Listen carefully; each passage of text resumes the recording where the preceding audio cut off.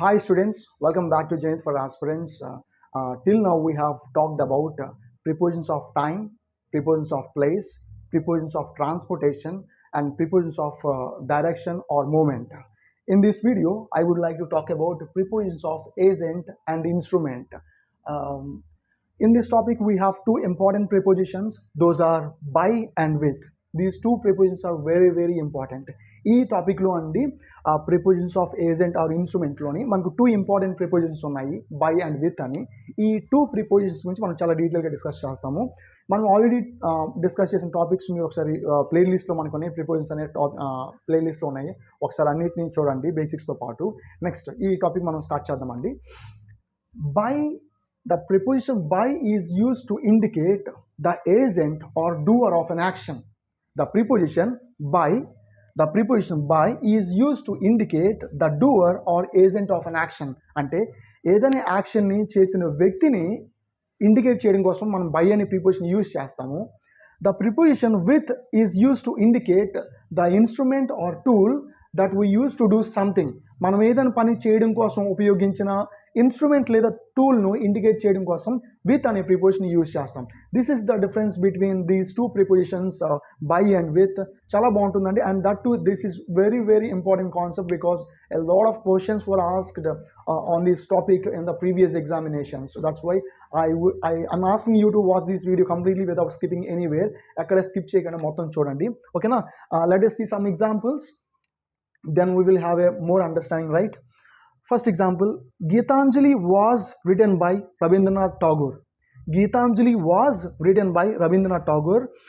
ఇక్కడ బై అనే preposition use చేసి, ఇక్కడ బై అనే ప్రిపోజిషన్ అండి, ఈ బై అనే ప్రిపోజిషన్ యూజ్ చేసి ఈ బుక్ గీతాంజలి అనే పుస్తకాన్ని రాసింది ఎవరు, ఆ పర్సన్, ఏజెంట్, డూయర్ని మనం పర్సన్ ఇండికేట్ చేస్తాం. రవీంద్రనాథ్ ఠాగూర్ గారు గీతాంజలి అనే పుస్తకాన్ని రాయడం జరిగింది.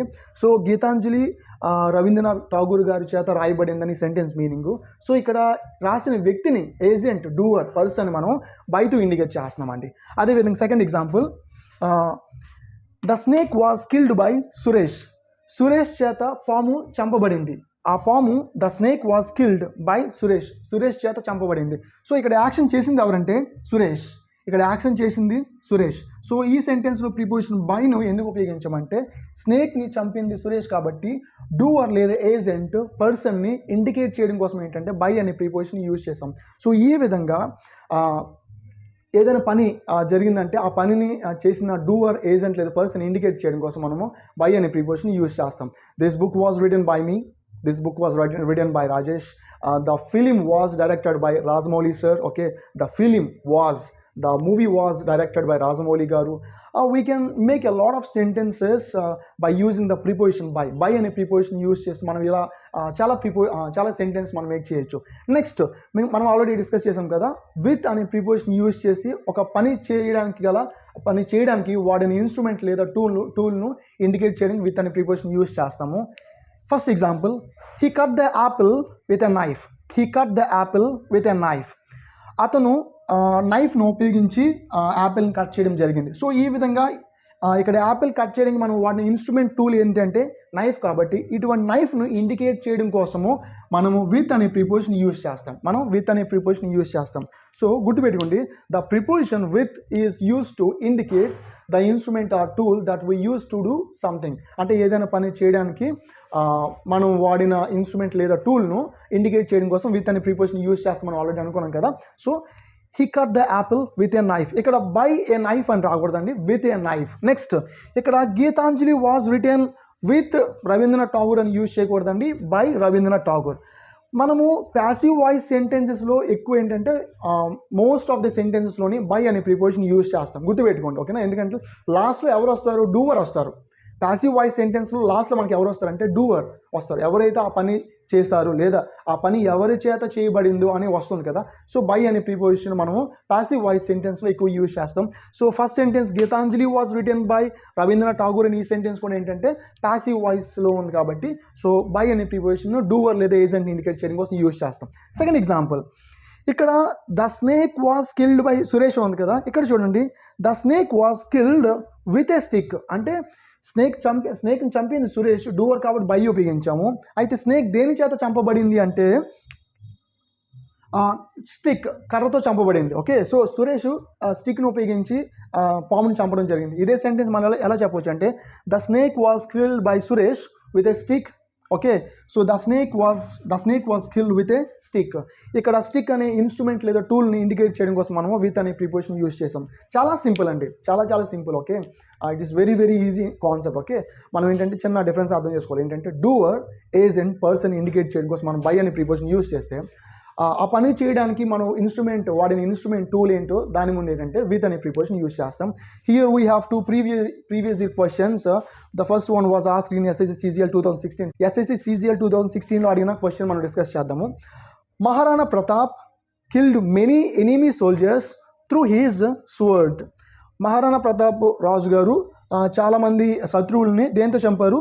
కత్తితో చంపారని ఇక్కడ చెప్పడం జరిగింది. అయితే ఈ విధంగా ఏదైనా పని చేయడం కోసం మనం వాడిన ఇన్స్ట్రుమెంట్ ముందు వాడవలసిన ప్రిపోజిషన్ ఏంటంటే విత్ కానీ త్రూ కాదండి. So instead of through we should use the preposition with అనే ప్రిపోజిషన్ మనం ఇక్కడ యూజ్ చేయాలి.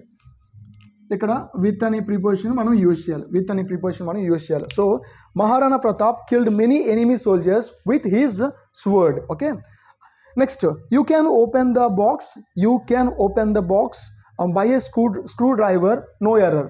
ఈ క్వశ్చన్ SSC MTS 2014లో అడిగారు. ఇక్కడ మనము స్క్రూ డ్రైవర్ అనేది ఏంటంటే బాక్స్ ఓపెన్ చేయడానికి వాడుతున్న ఇన్స్ట్రుమెంట్ లేదా టూల్ కాబట్టి ఇక్కడ మనం వాడవలసిన ప్రిపోజిషన్ బై కాదండి. మనం ఎగ్జామ్లో చదువుతున్నప్పుడు ఇది మనకి కంఫర్టబుల్గా మీనింగ్ కన్వే అయింది లేదో చూసుకుంటాం, కానీ ఇక్కడ గ్రామటికల్ మిస్టేక్ ఏంటో పెద్దగా ఐడెంటిఫై చేయము. ఎప్పుడు when you are not aware of this rule you won't be able to identify the mistake. Error ఏంటో ఐడెంటిఫై చేయడం కొంచెం కష్టంగా ఉంటుంది. But now you have come to know the rule, right? ఈ రూల్ తెలిసింది కాబట్టి ఇక్కడ ఈ బాక్స్ ఓపెన్ చేయడానికి వాడుతున్న ఇన్స్ట్రుమెంట్ స్క్రూ డ్రైవర్ ముందు మనం వాడవలసిన preposition with. Okay, with. You can open the box with a screw driver. Okay, so ఈ విధంగా మనము ఈ వీడియోలో ఏం చెప్పుకున్నాం అంటే prepositions of agent or instrument. అంటే ఏదో ఒక పని చేయడానికి వాడిన ఇన్స్ట్రుమెంట్ ముందు ఏ ప్రిపోజిషన్ వాడాలి, ఆ పని చేసిన వ్యక్తి ముందు లేదా వాళ్ళని ఇంట్రడ్యూస్ చేసే ముందు ఏ ప్రిపోజిషన్ వాడాలని డిస్కస్ చేసాము. సో ఇక్కడ మనకు 2 ఇంపార్టెంట్ ప్రిపోజిషన్స్ ఉన్నాయి. ఒకటి బై అండి, సెకండ్ వన్ ఏంటంటే విత్. బైని ఏజెంట్, డూవర్, పర్సన్ ఇండికేట్ చేయడం కోసం యూజ్ చేస్తే, ఆ టూల్ లేదా ఇన్స్ట్రుమెంట్ని ఇంట్రడ్యూస్ చేయడం కోసం మనం ఏంటంటే విత్ అనే ప్రిపోజిషన్ యూజ్ చేస్తామండి. I think you have understood the concept. If you have any doubts, feel free to ask me in the comment section, and if you like this video, click on the like button and don't forget to subscribe to our channel Zenith for Aspirants.